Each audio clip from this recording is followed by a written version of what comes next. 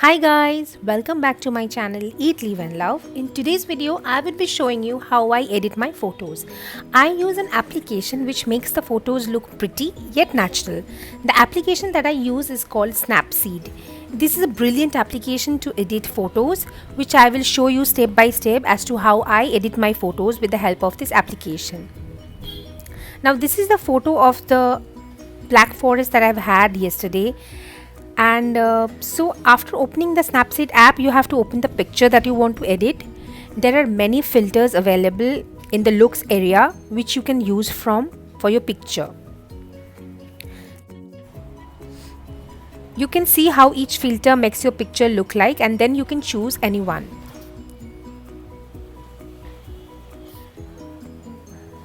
Or you may also use the different and variety of tools that are available in Snapseed. There are many tools available. For example, the Tune image, which is the first option that allows you to get perfect color and exposure in your photos. This is the tool which you will use the most in Snapseed editing because it greatly improves any photo. In the Tools section, tap Tune Image, swipe up or down on your photo to open the Tune Image menu. Select the tool you want to use, for example, brightness, ambience, contrast, etc. I generally use the ambience tool the most, which adjusts color saturation and contrast at the same time. When you have chosen a tool, swipe left or right over your photo to make the adjustment. You'll see the setting value at the top of the screen. Repeat this process to use any other tools in the menu. Let me open another picture. This is a picture of bougainvillea from my mom's garden. You can also write a text anywhere in the picture.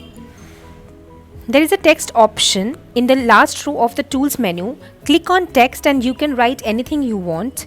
You can also change the style, color of the text.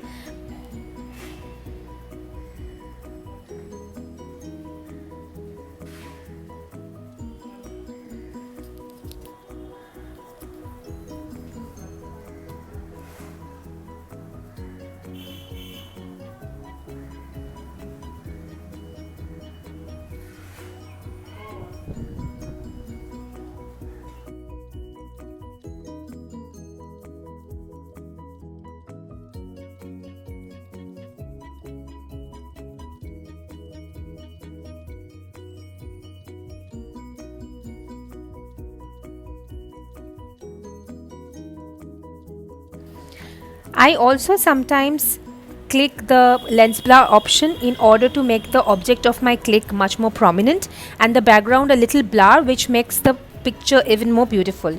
You can increase or decrease the blur strength.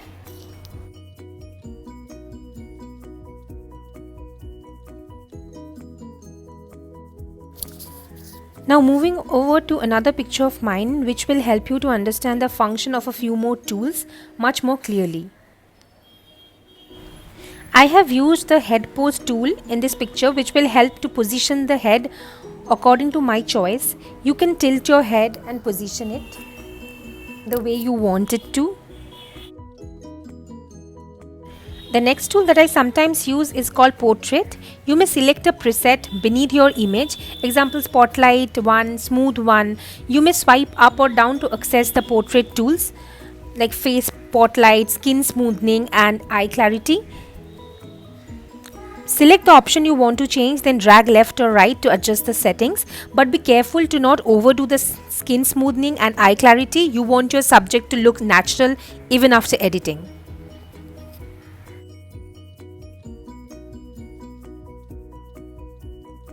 The next tool which I sometimes use is Vintage, which offers an easy way to create faded vintage style edits. Tap on the different colored gradients beneath your image to try out the range of vintage filters. To customize the filters, swipe up or down, then select a tool from the menu. Swipe left or right to adjust the settings. Other filter categories to try out include black and white, retrolux, grunge, noir. The last tool that I would be talking about and which I use the most is frames, which I use to make the photos look clean and pretty. You can choose from the variety of frames that are available. The frames will make the whole picture look way more prettier. You can also increase or decrease the width of your frame according to how you like it. There are many other tools that are there in Snapseed which are equally useful and easy to use.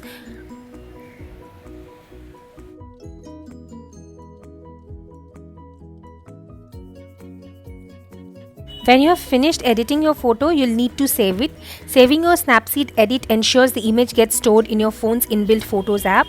So that's it for today. Hope you liked this video. See you in my next video. Till then, stay happy, stay blessed and stay positive. Bye.